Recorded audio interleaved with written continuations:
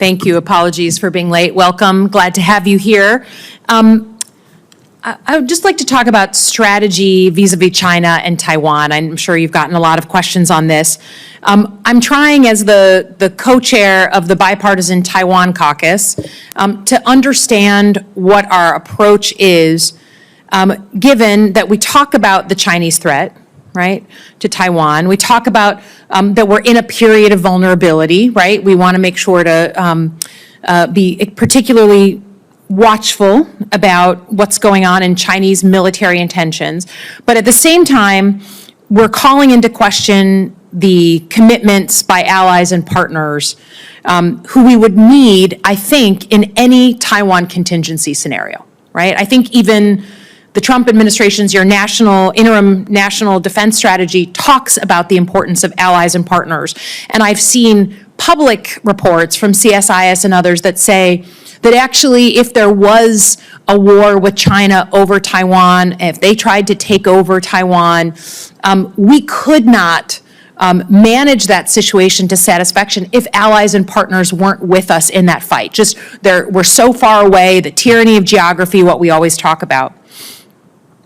And I'm just concerned that our approach to allies and partners is threatening the very thing that I think we believe in a bipartisan basis on this committee, that we need to have a muscular deterrent approach.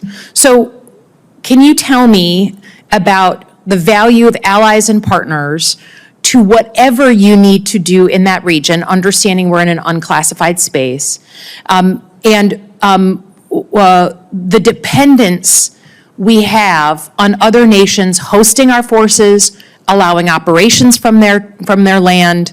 Can you walk me through it, please? Senator, good morning. Allies and partners have an outsized effect. It is the strategic center of gravity of the United States of America.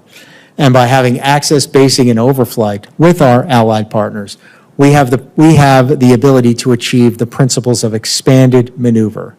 And that is to have multiple attack vectors across multiple domains, where our adversary would potentially just be focused onto one point. There'd be threats coming from multiple points. It confers legitimacy on the force. It confers greater access, basing, overflight, freedom of movement of the force. And then to the extent that allies and partners are participating in the operation, it enhances your fire's capability as well. So all across those fronts, allies and partners are critical. You do pay me to build a plan that does not fall on the loss of a partner.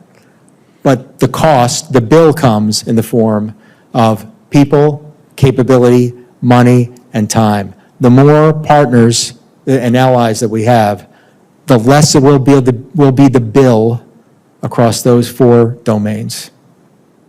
So I guess my confusion comes with my view, again, my view as a senator here, that this administration is implementing a strategy of cozying up to our adversaries and kicking our allies in the teeth. And I say that as someone who's a border state and lives right next to Canada. You know, we can go to a concert in Canada. I mean, the idea that we need partners to make deterring China affordable and approachable, but that we're going to attack our allies, put significant tariffs on again, off again on these allies. We're going to humiliate them in public, speak badly and speak ill of them, including countries we share intelligence with, is, to me, the most astrategic thing I have seen in a national security approach to China.